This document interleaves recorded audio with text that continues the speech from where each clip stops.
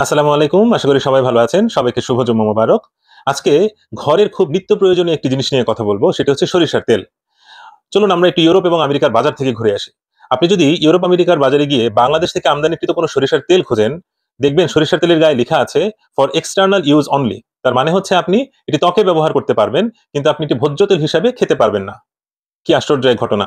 অথচ বাঙালি জাতির সংস্কৃতি এবং ঐতিহ্যের সাথে এই সরিষার তেলের কত নিবিড় সম্পর্ক। আমরা সর্ষে ইলিশ থেকে ভর্তা, ভর্তা থেকে ভাজি কিংবা আচার কিংবা আরো কত রকম খাবারে আমরা এই সরিষার তেল ব্যবহার করে থাকি।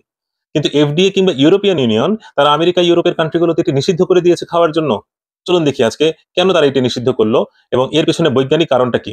আসলে সরিষার তেলে একটি রাসায়নিক পদার্থ থাকে বা উপাদান থাকে, আমরা এটাকে বলি ইরুসিক অ্যাসিড। এই ইরুসিক অ্যাসিড যদি কেউ দীর্ঘদিন ধরে বেশি মাত্রায় গ্রহণ করে, তাহলে দেখা যায় তার হার্টে চর্বি জমতে জমতে কার্ডিয়াক লিপিডোসিস নামে এক ধরনের রোগ হয়ে যেতে পারে। তবে এখানে একটি গুরুত্বপূর্ণ বিষয় আছে, যেটি আপনাদেরকে খেয়াল করতে হবে। যে গবেষণাটি হয়েছে সেটি হচ্ছে যে ইঁদুরের ওপর দীর্ঘদিন ধরে ইরুসিক অ্যাসিড প্রয়োগের ফলাফল কেমন হতে পারে।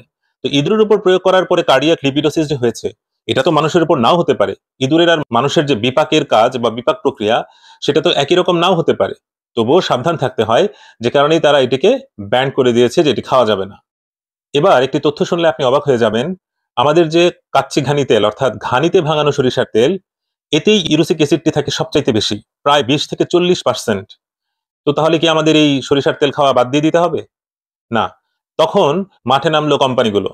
কোম্পানিগুলো চিন্তা করলো যে আমরা এটাকে কিভাবে এমন ভাবে বানাতে পারি যেন ইউরিক অ্যাসিডটা কমে যায়। তো তারা কি করলো? তারা বাণিজ্যিক প্রক্রিয়ায় বিভিন্ন রাসায়নিক উপাদানকে ব্যবহার করে, সাথে উচ্চ তাপ এবং চাপকে ব্যবহার করলো। করার কারণে কি হলো? তারা অধিক পরিমাণ তেল বীজ থেকে বের করতে পারলো এবং ইউরিক অ্যাসিডের পরিমাণকে তারা কমিয়ে ফেলতে সক্ষম হলো। তাহলে আমরা বুঝে গেছি যে সরিষার তেল তাহলে দুই রকম।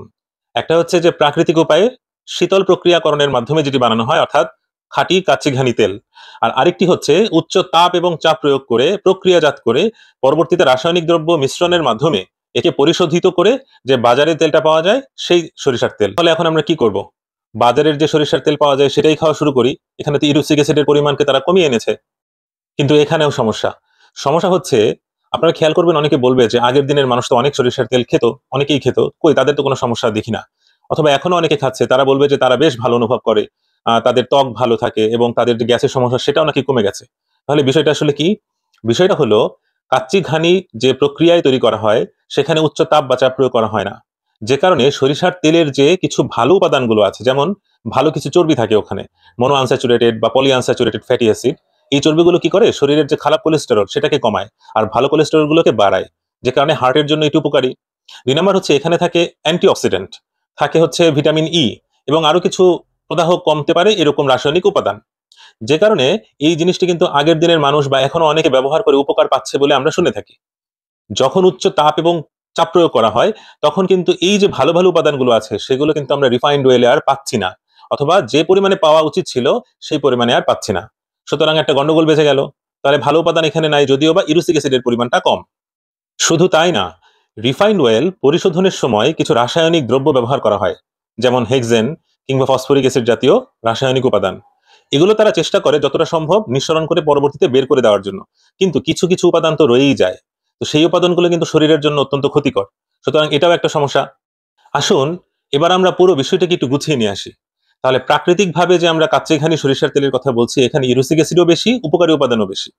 আবার রিফাইন্ড যে ওয়েল বাজারে পাওয়া যায়, সেখানে কিন্তু ইউরিক অ্যাসিডকে তারা কমিয়ে এনেছে ঠিকই, কিন্তু উপকারী উপাদানগুলো আমার কমে গেছে বা থাকছে না। উপরন্তু তার মাঝখানে কিন্তু কিছু রাসায়নিক উপাদান যেগুলো ক্ষতিকর, যেমন হেক্সেন, এগুলো কিন্তু থেকে যাওয়ার একটা সম্ভাবনা থাকে যদি ভালো কোম্পানি না হয়। তাহলে আমি যতটুকু পড়াশোনা করেছি বা ঘাটাঘাটি করেছি, তাতে আমার কাছে মনে হয়েছে যে এটিকে পুরোপুরি বাদ দিয়ে দিতে হবে, বিষয়টা এমন না। আপনারা যদি খাঁটি কাচ্চি ঘানি সরিষার তেলটি জোগাড় করতে পারেন, তাহলে সেটিকে ব্যবহার করতে পারেন। তবে শর্ত হচ্ছে, এটি সবসময় প্রতিদিন খাওয়া যাবে না। আপনারা মাঝে মধ্যে খাবেন। খুব উচ্চ তাপমাত্রায় এটিকে রান্না করা যাবে না। কম তাপমাত্রায় রান্না করবেন এবং পরিমাণে কম নিবেন।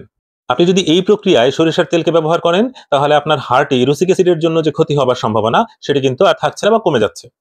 আর যদি একান্তই ব্যবস্থা করতে না পারেন এই ধরনের খাঁটি তেল, সেই ক্ষেত্রে হয়তো আপনার প্রয়োজন হলে আপনার দোকানের তেলটিই কিনতে হবে। তবে দোকানের তেল কেনার সময় আমি বলবো যে দোকানের তেলের গায়ে লেভেলটা ভালো করে দেখে নিবেন। ওখানে যদি লেখা থাকে যে হ্যাঁ, এটা ইউরিক অ্যাসিডের পরিমাণ less than 2%, যদি লেখা থাকে এটা ভালোভাবে পরিশোধিত করা হয়েছে এবং একটি ভালো কোম্পানি হয়ে থাকে, তাহলে হয়তো আপনারা ব্যবহার করতে পারেন।